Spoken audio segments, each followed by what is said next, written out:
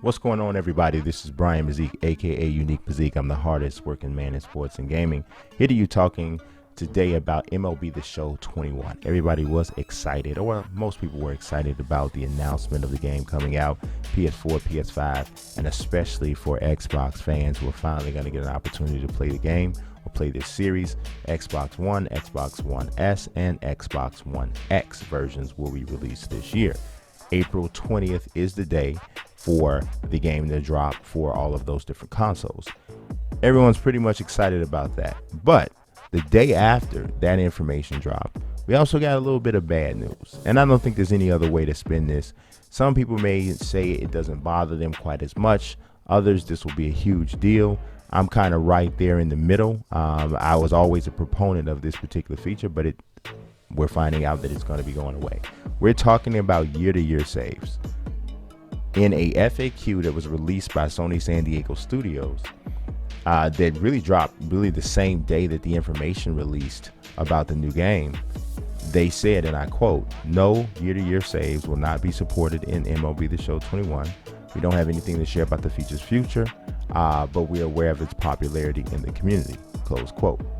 So this news obviously is going to be a disappointment for the creation community, people who spend like ridiculous amounts of hours creating rosters, and they do this basically with the understanding that their work is going to carry over from one version of the game to the next.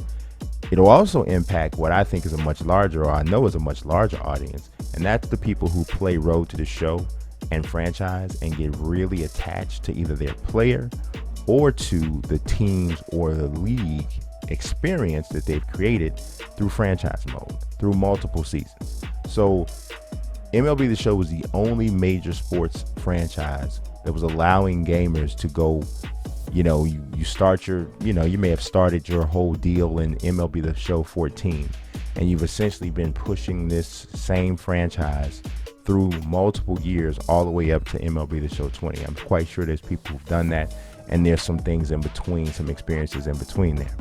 That was an outstanding feature, like I said, that no other sports franchise was offering. It's going away here for MLB The Show 21. So you will effectively have to start over from scratch with a brand new character, which some people would choose to do that anyway. Some people would say, well, I'm going to keep going with this character that I've had for years, but I'm also going to start a new one because I want to do some different stuff here or there. You had that option. Same thing with the franchise mode people. That option is now pretty much assured to be gone. I can't sit here and tell you that I'm pleased or super excited or just like taking this with, letting it roll off my back. It is a hit to the way that I actually played the game. It's a hit to the way I know a lot of other people played the game. But I will say this, I somewhat understand. There's a lot going on this year, and there's a lot of pandemic excuses out there, and some of them are warranted, some of them aren't when it comes to developmental issues with some of these games. I will say, if you consider all of the factors with MLB The Show, I can kind of understand how carryover saves might not have made it in.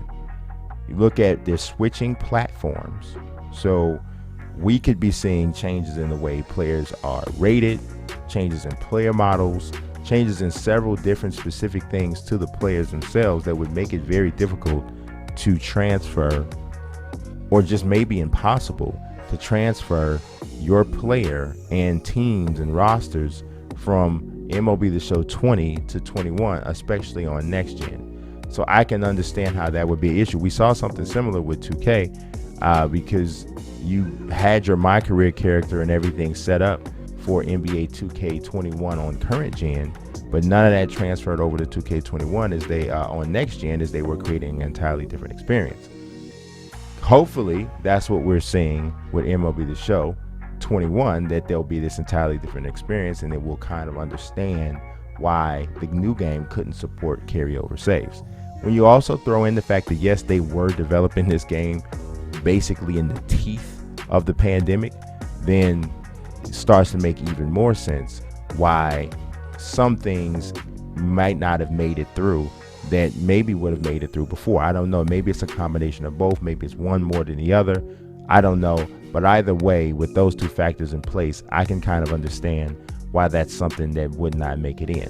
Now, that said, if this is about the fact that the players, the way they're structured from a programming standpoint, from a attribute and player model standpoint, if that is the reason why, then in my opinion, there's no reason why we can't see this feature return, perhaps in MLB The Show 22, because now we can pick it up from where we left off now that we're on a next-gen console.